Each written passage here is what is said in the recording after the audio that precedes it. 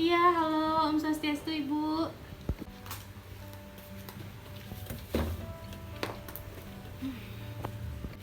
Oke, bagaimana Ibu? Ada yang bisa saya bantu? Begini Bu Bidan, kedatangan saya ke sini ingin sedikit berkonsultasi mengenai KB. Oh iya, jadi sebelumnya saya bisa panggil dengan Ibu siapa ya?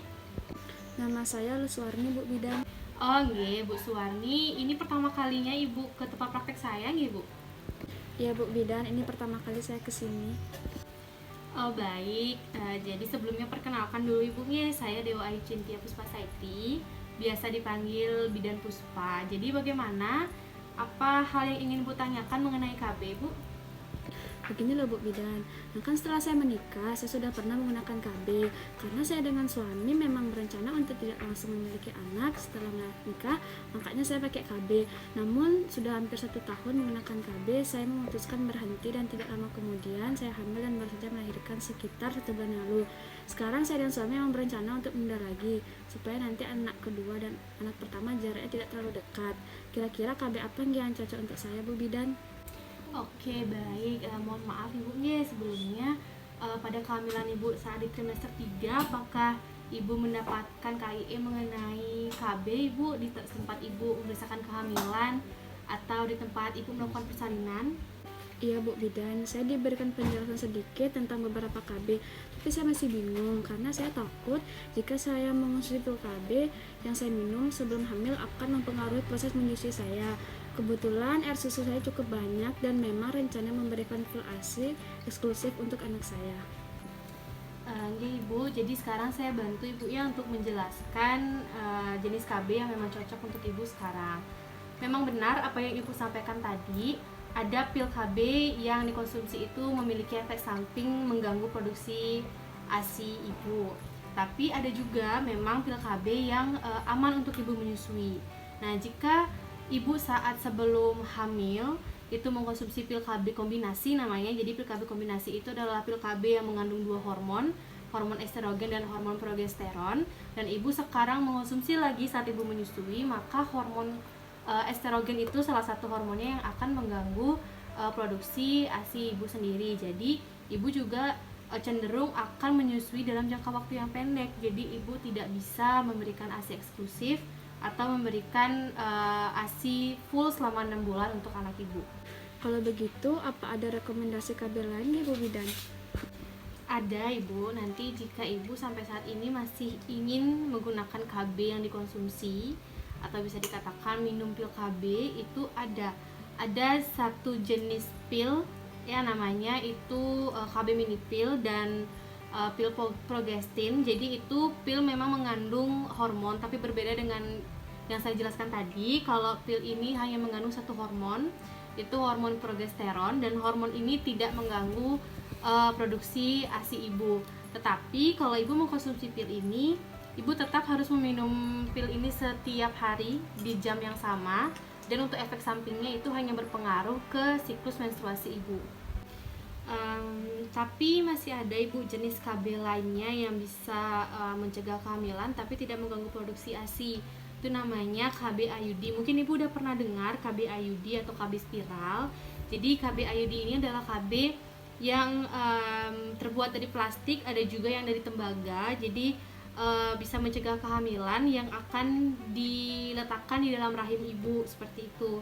Nah, jadi di sini saya ada sedikit media Ibu ya, ada gambar untuk IUD-nya. Jadi seperti ini IUD ini yang tembaga atau spiral, dan ini yang plastik ya. Memang ada 2 jenis untuk IUD ini, tapi dua-duanya itu aman untuk Ibu menyusui. Jadi dia nggak akan mempengaruhi produksi ASI Ibu. Dan lalu untuk efektivitas mencegah kehamilan untuk si IUD ini itu sangat-sangat efektif dibandingkan dengan pil KB lainnya. Jadi kalau menurut penelitian itu hampir 99% dia bisa mencegah kehamilan seperti itu. Nah, di sini jadi kayak gini kondisinya Ibu ya. Nanti si KB-nya ini akan dimasukkan, jadi akan berbentuk T seperti ini di dalam rahim Ibu. Jadi saat Ibu bersenggama dengan suami Ibu nanti, jadi spermanya tidak akan masuk ke indung telur Ibu, jadi tidak akan bertemu, jadi tidak akan terjadi proses kehamilan seperti itu. Nah, untuk kelebihan dari IUD ini, dia juga dapat digunakan dalam jangka waktu yang lama. Kalau tadi pil itu kan diminum setiap hari ya. Kalau yang ini sekali pakai, ibu bisa pakai selama 3-5 tahun, bahkan 10 tahun masih bisa. Itu pun kalau memang tidak ada masalah-masalah seperti dia lepas sendiri atau masalah-masalah lainnya. Nah, kalau misalnya untuk efisien, ini sangat efisien. Jadi meskipun memang jangka waktunya 3-5 tahun, kalau memang dalam kurun waktu 1-2 tahun itu ibu udah mau ngelepas, bisa langsung dilepas. Setelah ibu melepasnya juga tingkat kesuburan ibu pasti akan kembali lagi.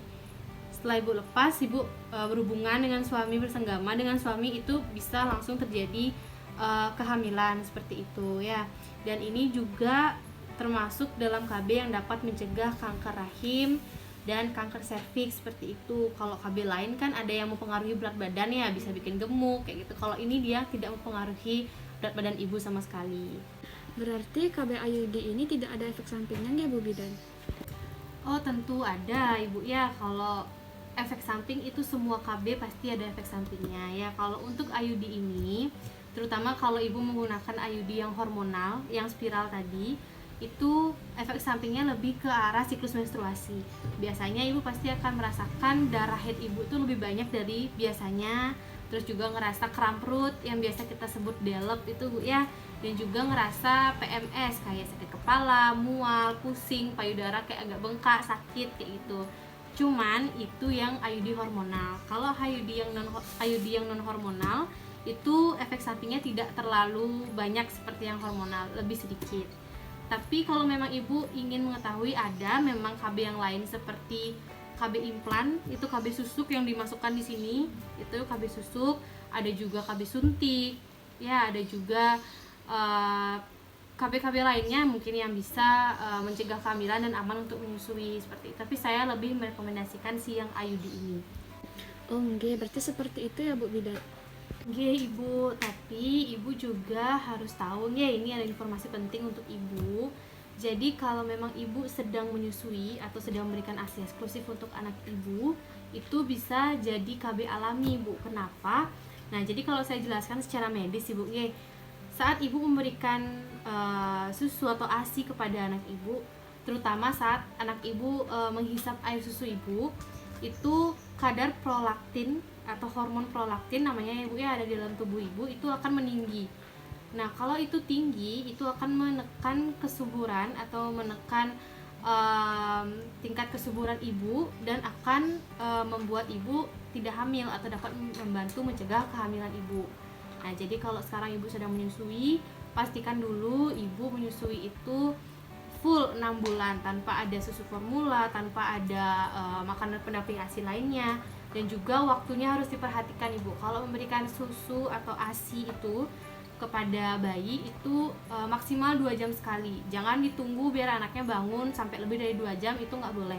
Harus rutin setiap 2 jam sekali selama 6 bulan full seperti itu ibu. Dan juga diperhatikan cara memberikan ASI yang benar biar nanti bayinya benar menghisapnya di daerah mana. Kalau salah itu juga akan mempengaruhi kadar prolaktin, nanti juga nggak bisa dia jadi KB alami seperti itu. Wah, saya baru tahu itu Bu Bidan. Baik, kalau begitu terima kasih banyak atas informasinya Bu Bidan. Sekarang saya sudah cukup memahami semuanya. Mungkin saya akan berdiskusi dengan suami saya di rumah dulu. Oke ibu, terima kasih kembali. Sekarang ibu silakan dulu berdiskusi dengan suaminya di rumah. Nanti jika ada informasi yang perlu ibu ketahui lagi, ibu bisa menghubungi saya via WA saja. Dan ibu juga tetap bisa menggali informasi mengenai KB lewat Google, lewat YouTube atau sosial media lainnya juga masih bisa. Dan mungkin nanti saya akan berbagi informasi kepada ibu jika memang ibu membutuhkan. Terima kasih banyak Bu Bidan, sudah banyak membantu. Nanti setelah mengambil keputusan saya akan kesini lagi nggih Bu. Oh iya, silakan ibu, silakan saja. Kalau ibu mau langsung datang ke sini bisa, atau ibu menghubungi saya dulu via WA sebelum ke sini juga bisa. Santai aja ibu ya, pelan-pelan aja kalau mau ngambil keputusan, kan sudah saya jelaskan tadi. Karena ibu juga masih menyusui, jadi itu masih bisa menjadi KB alami untuk ibu. Bidan, saya pamit nggih. Oke ibu, silakan hati-hati di jalan ibu. Terima kasih. Ya. Nggih.